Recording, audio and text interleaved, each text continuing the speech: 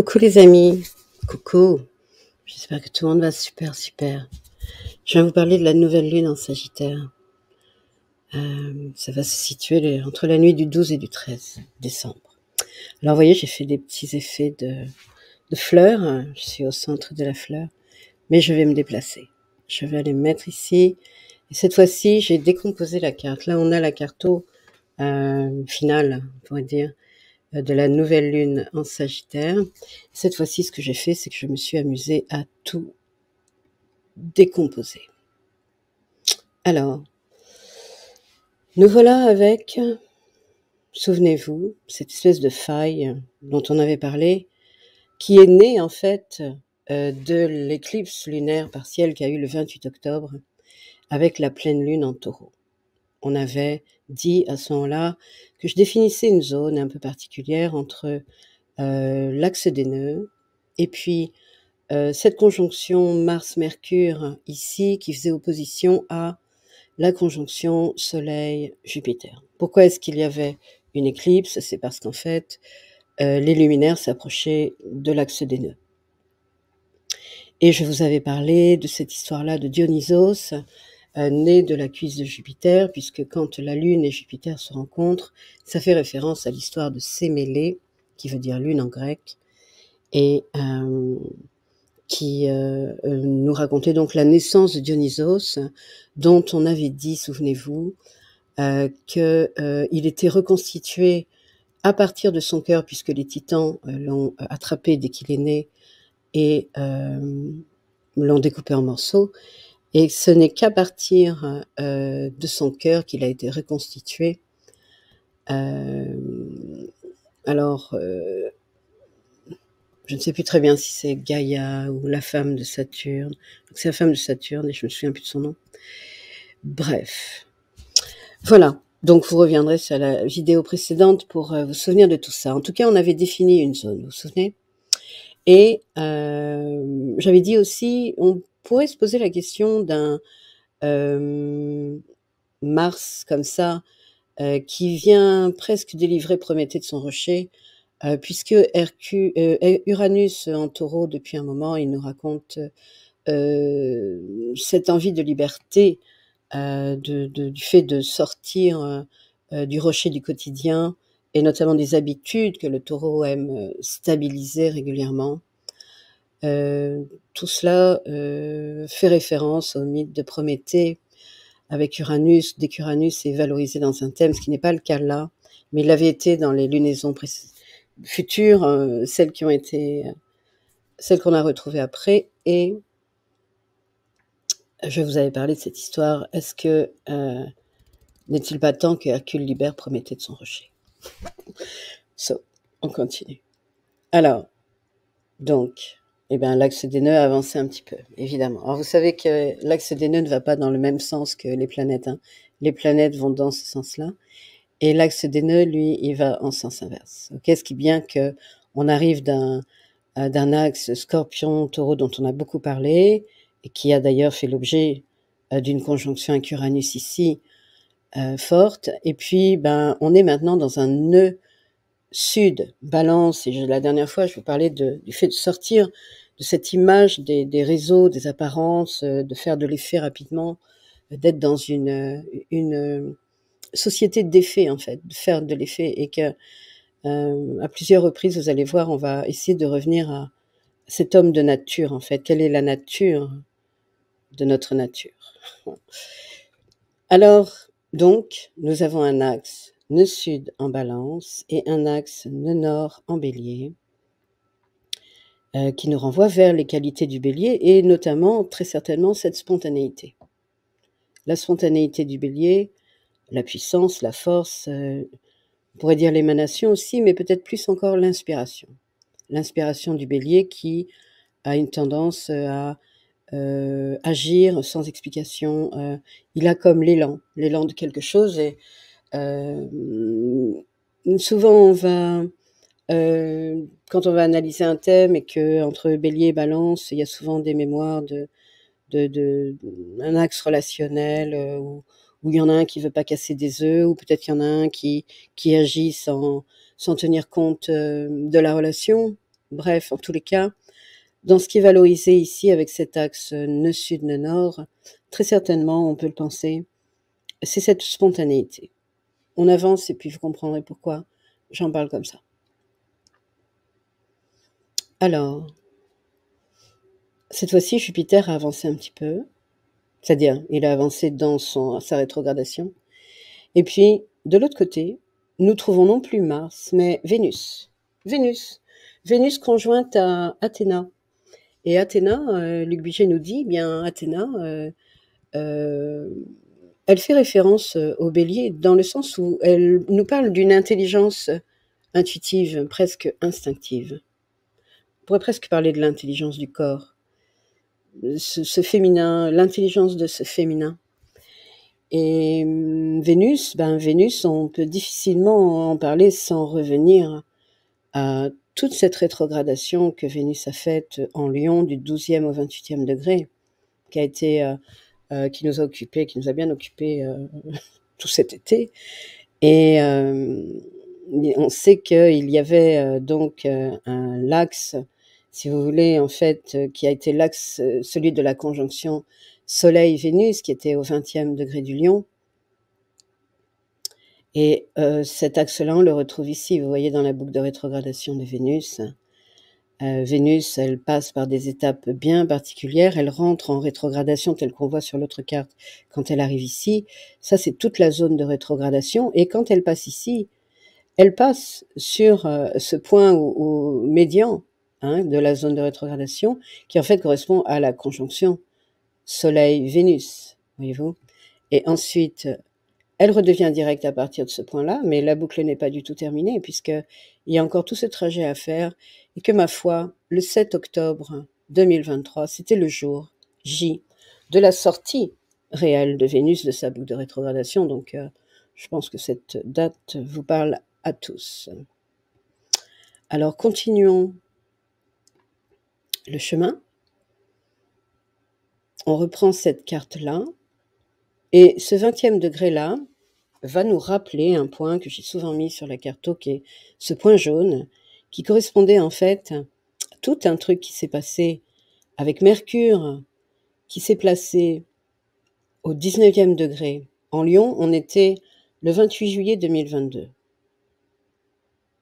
Puis, le Soleil s'est placé à 19 degrés. En Lion, on était le 12 août 2022. Puis, Vénus, vous voyez? Et là, c'était le 27 août 2022. Donc, ce point, ce 19e degré du Lion a été mis en valeur très fortement. Ça devient comme un espèce de point mémorable sur la carte, et c'est pour ça que je l'ai conservé.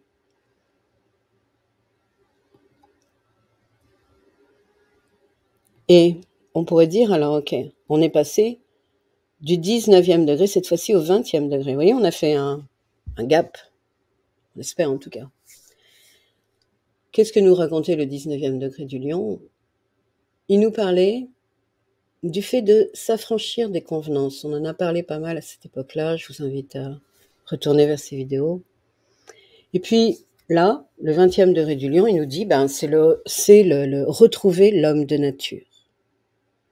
Le retour à l'exaltation des énergies naturelles. C'est revenir limite à l'homme primitif, c'est revenir à un état de nature qui a tellement qui est mis à mal dans ce monde des apparences, dans ce monde du nœud-sud en balance, excessif, déconnant, on a envie de dire. Voilà. Alors, ok, on continue, nous, et on sait que celui qui a avancé, c'est Mars, d'accord? C'était Mars qui était ici, ça que je veux dire. C'est Mars qui était en face de Jupiter, maintenant c'est Vénus et Athéna qui le sont. Mais Mars, lui, il a avancé, il se retrouve en Sagittaire, à côté du Soleil et de la Lune. Et surtout, il est en face de sa zone de rétrogradation. Et ce qui est notable aussi, moi, je vous invite, attendez, je me recoiffe un petit coup quand même, ce que je vous invite à voir, c'est que quand Mars était en conjonction avec la grande conjonction 2022 Neptune, Jupiter. On sait qu'on a eu Vénus, on le verra tout à l'heure, mais après Vénus, on a eu Mars. Et au moment où Mars était dans cette conjonction-là, il rentrait en fait dans il y avait, je veux dire, une nouvelle lune, exactement à l'emplacement où démarrait sa future zone de rétrogradation. Hein, je voulais noter ce truc-là. Pourquoi le noter? Eh bien, c'est parce qu'au moment où Mars se retrouve en face de sa zone de rétrogradation, eh bien, ma foi, Neptune repart direct, puisque Neptune est reparti direct il y a 2 jours. C'est un espèce de ballet, une orchestration incroyable. Alors, je vous montre quand même pour Vénus ce que ça donnait. Quand Vénus, voilà, Vénus, elle, a fait sa conjonction Neptune, Vénus, Jupiter, c'était le 30 avril 2022. Enfin, je veux dire que quand il y a eu la nouvelle lune en Taureau, le 30 avril 2022, eh bien, il y avait cette fameuse conjonction Jupiter, Vénus, Neptune. Et elles sont encore bien présentes là dans ces planètes-là, je veux dire, parce qu'on retrouve Neptune, on retrouve Jupiter, on retrouve Vénus. Ok. Alors, en fait, oui, Neptune, parce que Neptune repart direct, et justement, il est carré à cette nouvelle lune qui est en conjonction avec Mars. Alors, nouvelle lune en Sagittaire, au moment où Neptune repart direct, on imagine bien que tout ce travail de la rétrogradation de Neptune a œuvré pour modifier toute cette préparation, vous allez le voir avec Mercure qui se pointe ici, de justement ce point-là fort, hein, entre sortir des convenances et revenir à cet homme de nature. Pourquoi est-ce que je vous dis ça? C'est parce que maintenant Mars, qui a été très initié dans les signes du Gémeaux, hein, qui s'est avec patience, douceur, immergé dans les qualités du féminin qui correspondent à la biche de Sérénie du signe du Gémeaux, et qui aussi a eu cette impulsion à aimer d'âme à âme, parce que ça fait référence à Castor et Pollux, j'en ai parlé dans les vidéos précédentes. Eh bien là, on se retrouve avec ce Mars en Sagittaire, hein, qui, donc conjoint à la nouvelle lune, vient nous parler d'un signe qui aime absolument trouver du sens, et tant mieux, on adore, mais qui peut avoir dans son aspect ombre une espèce de fascination pour les isthmes, nous dit Luc Biget, les passages étroits. Les isthmes, ça veut dire passage étroit, tout ce qui se termine en isthme, symbolisme, nationalisme, etc., etc. Et sortir de ces couloirs en fait de pensée qui reviennent à ce gap là qu'on cherche à faire, même si c'est que d'1 degré, et vous savez, ça peut tout changer.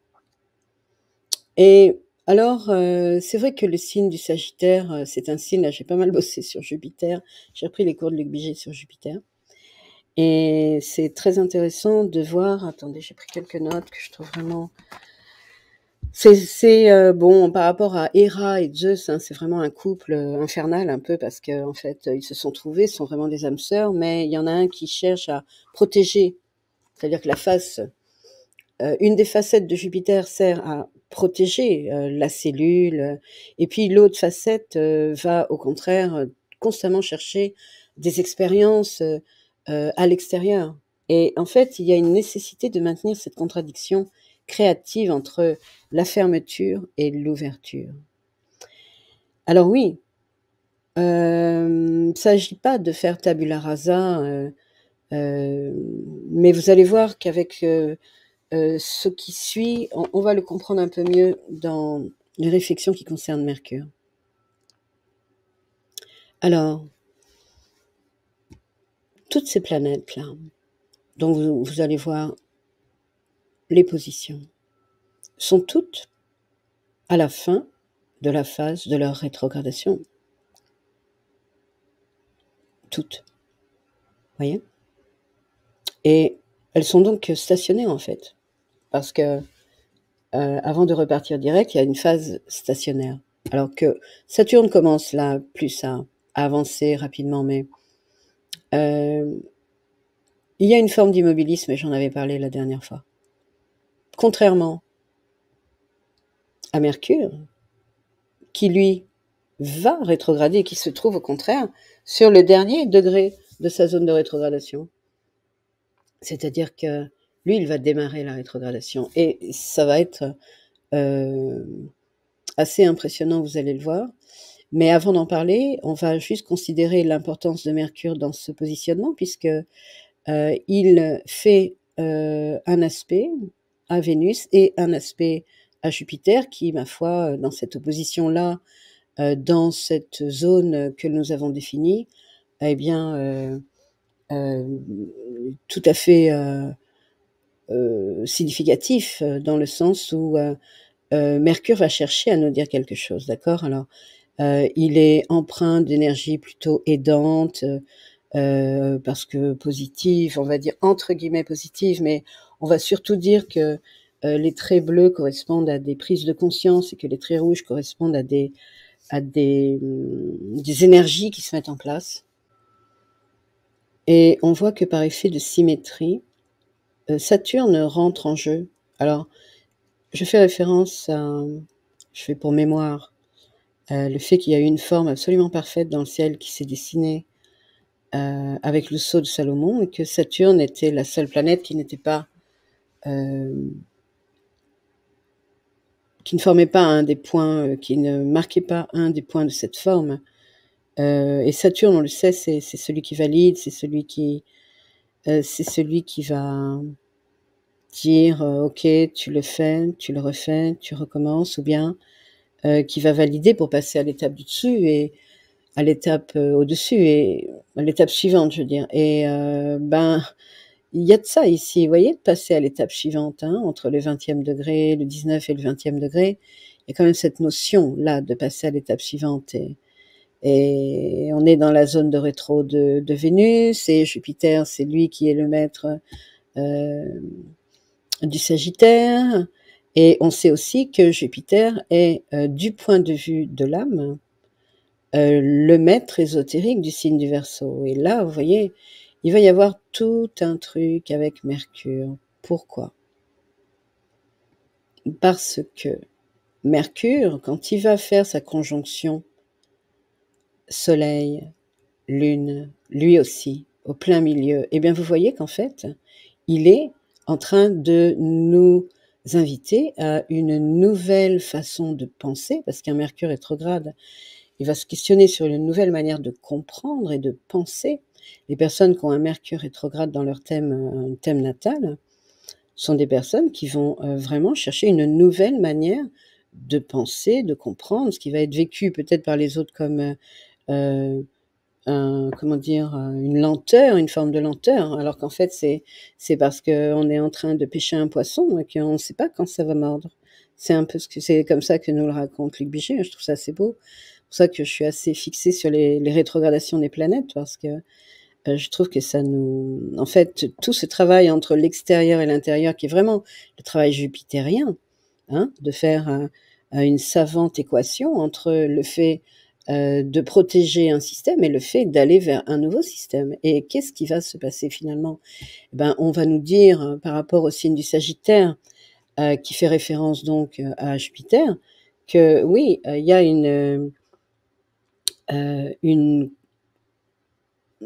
un mariage des contraires entre le fait de protéger un système et le fait d'aller de l'avant.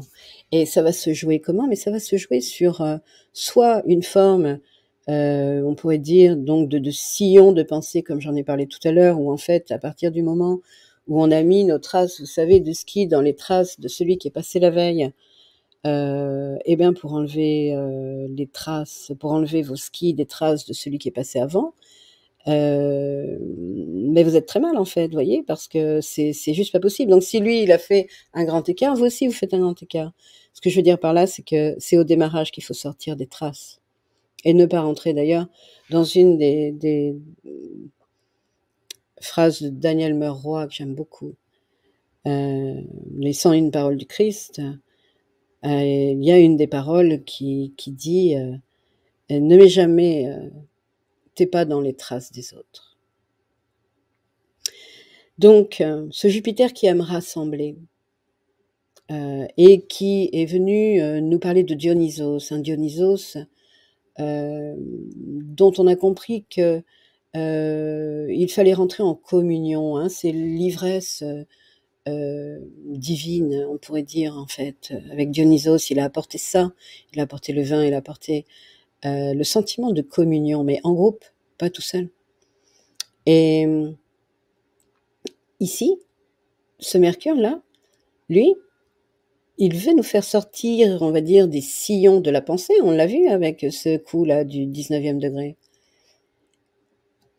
Et de chercher à rentrer dans les signes du Capricorne, dont on sait que Pluton sortira accompagné de Vénus en janvier, avec tout ce balai incroyable de Jupiter qui redeviendra direct carrément le 31, lui, ou le 1er janvier. Et c'est une orchestration incroyable tout ça. Et on est en train de nous inviter à sortir de ces traces de ski dont je vous parle, ou ces sillons de pensée préfabriqués, d'accord, pour revenir à une nouvelle loi, parce qu'avec le Capricorne, on va parler de la loi de Dieu. Et laquelle? Mais laquelle? Mais celle de la nature, hein, mon Dieu. C'est la seule loi divine, en fait, quoi.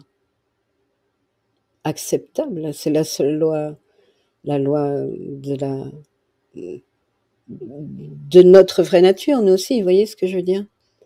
Il y a quelque chose, il va falloir penser autrement, là, ici. On est vraiment tellement invité à ok, revisiter le signe du Capricorne, mais d'une telle force par rapport à tout ce qui s'est passé en Capricorne, Covid étant et tout le bazar, tout ce travail sur la loi, toutes ces contraintes, quelle loi est acceptable en fait? Laquelle est acceptable? Autant avec la Vierge, on va parler de la règle. Hein, la Vierge, son délire, ça va être de mettre les trucs dans le bon ordre. On parle de l'ordre de Dieu, on pourrait dire comme ça. Mais le Capricorne, on va parler de la loi de Dieu, ça va être le grand architecte, ça va être le nombre d'or, la grande loi divine en fait. Et il y a tout un travail énorme qui se profile avant l'entrée en janvier de Pluton dans les signes du Verseau. Et je vous le répète, qui est le maître ésotérique du signe du Verseau du point de vue de l'âme? C'est Jupiter. Et Jupiter va avancer et il va finir par rencontrer Uranus à un moment donné. Et quand il y aura une conjonction Jupiter-Uranus, je ne sais pas où Mars sera là à ce moment-là, je n'ai pas regardé, mais je suis quasi certaine que ça va faire un aspect très fort.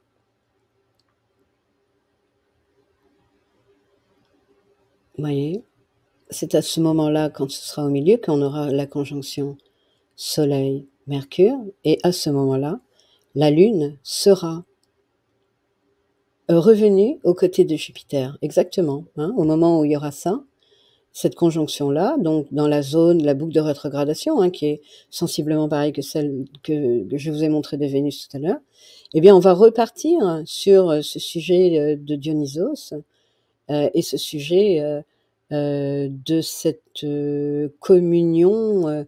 Alors, c'est pas une comment dire, c'est différent de Neptune, hein, Dionysos, parce que Neptune, on peut être dans une grande, je sais pas comment dire ça, tellement on se liquéfie avec lui, on est dans les grandes dimensions, les grandes eaux de l'infini. Mais avec Dionysos, on est groupis, on est tous ensemble, on est dans cette ivresse de communion. Et il y a quelque chose qui vient nous chercher pour nous inviter vraiment à définir les lois qui régissent nos vies. Mais est-ce que si l'État ne prend pas en main cette forme-là de la loi, alors est-ce que chacun n'est pas à même de le faire pour lui-même, en fait, et que 1 plus 1 plus 1 finit par constituer un, j'ai horreur de ce mot, égrégore, mais je veux dire une âme de groupe, en fait. Voilà, j'ai l'impression qu'on travaille sur cette âme de groupe avant de revenir avant de, pour préparer, en fait, simplement préparer l'entrée de Pluton en Verseau, ouais, qui va être un moment incroyable. Bon, en tout cas, nous, pour le moment, ce qu'on vit, c'est cette conjonction Mars, Lune, Soleil en Sagittaire, avec tout l'aspect lumière, évidemment, du Sagittaire, qui est ce mariage donc entre le fait de s'ouvrir, d'ouvrir notre esprit à des plans de conscience, en fait, hein, et de trouver du sens, absolument. Il a merveilleusement une licorne en Sagittaire, merveilleusement reliée à la foi. Et c'est aussi la base, l'invitation de cette base-là pour préparer ce Mercure rétrograde, cette nouvelle manière d'aborder le sujet de la loi, non pas de la règle, hein, mais de la loi divine, et que nous n'avons qu'à appliquer finalement de manière individuelle. Okay, si elle ne l'est pas faite de manière collective, faisons-le de manière individuelle, parce que 1 plus 1 plus 1 produira l'effet souhaité. Alors, je me fais une petite page de pub, les amis. Je voulais vous demander de bien vouloir liker, commenter si ça vous plaît. Est-ce que ça vous plaît ce format? Partager. Pourquoi? Mais parce qu'en fait, j'ai pas envie de bosser pour des algorithmes. Moi, vous voyez, quelque part, quand on est sur Internet comme ça, on bosse pour être référencé par un robot qui, selon le nombre de likes ou de commentaires, va dire ça c'est intéressant ou ça c'est pas intéressant. Moi, en fait, c'est pour vous. Mais disons que si vous y trouvez de l'intérêt, ce serait sympa de le faire, parce que c'est quelque part la seule façon que je vais avoir, moi, de pouvoir gagner en visibilité et puis du coup en partage. Sachez que sur le site, il y a plus d'informations, il y a des compléments d'informations, d'accord? Je vous invite à aller sur le site. Et puis, je voulais vous dire aussi que donc moi je travaille d'après l'université de Luc Biget, hein. Je prends des notes, je bosse, je suis très studieuse, sachez-le. Et donc c'est là que je m'imprègne de tout ce travail sur la mythologie, et tout ce travail de lecture aussi que je fais comme une plasticienne, j'ai envie de vous dire, parce que c'est comme quand on regarde un tableau et que l'œil est amené par-ci, par-là, parce qu'un filet de lumière va nous amener ici sur un rebord de quelque chose, d'un reflet dans l'eau, de tout ça, et puis on va finir par regarder le soleil. Et l'œil est guidé dans le thème, vous voyez. Et en fait, là, pareil, l'œil va être guidé, mais par des nuances abstraites. Donc, je ne sais pas si j'ai une pratique singulière, j'en sais rien, mais en tous les cas, je sais que ma formation plasticienne m'aide pas mal. Alors, il y a différentes offres, vous irez voir ça. Il y a aussi des offres concernant les enfants, les amis et les ados, parce que ça peut tellement aider. C'est tellement important d'aider ces jeunes générations qui se pointent, que je vous invite à aller faire un petit tour sur mon site, ok? Et puis, sachez aussi que je crée des audios, ce sont des audios binauraux. Donc j'ai pas mal de coffrets pour bosser un petit peu les deux côtés de notre cerveau, et pas seulement le cerveau gauche, ce qu'on apprend à l'école, mais aussi le cerveau droit. Et donc voilà, je crée des audios binauraux à ma façon. Je vous invite, d'ailleurs, il y a des audios en cadeau, donc je vous invite à y venir, et puis nous reprenons le chemin. Alors, dans les aspects important que l'on continue d'explorer, eh bien, il y a la Lune que j'aurais bien aimé mettre au début, mais à partir du moment où les enchaînements se font, tant pis pour moi. J'aurais bien aimé la mettre à un moment donné, elle, au départ. Mais la voilà, la licorne actuelle, hein. Moi, je dis pas la Lune noire, je dis la licorne. C'est pas la même, hein. Et du coup, on est revenu à cette génération de héros qui se pointent. Depuis quelques mois, là, les enfants qui naissent sont des enfants qui soit ont une posture héroïque dans leur thème, qui va, dont on a besoin. On a besoin des héros là, hein, très clairement. Hein. Et puis, la licorne étant passée aussi en vierge, ce sont des personnes qui savent mettre à tel point les rituels en place qu'elles arrivent à faire descendre le sacré dans ce monde. Et vous voyez, par rapport à Uranus, l'histoire d'Uranus, où on sait que finalement les Grecs imaginaient, je l'ai dit l'autre fois, que le ciel étoilé était en fait une émanation du corps de Gaïa, et que le Prométhéen, justement, tout le travail qu'il a à faire, lui, pour être délivré du rocher, c'est d'accueillir cette intelligence du féminin, chose que Mars est allé chercher bien longtemps dans les signes du Gémeaux. Et comme c'est lui qui délivre Prométhée du rocher, on imagine bien que rocher qui doit sertir un morceau du rocher à un anneau de la chaîne et monter sur l'Olympe avec.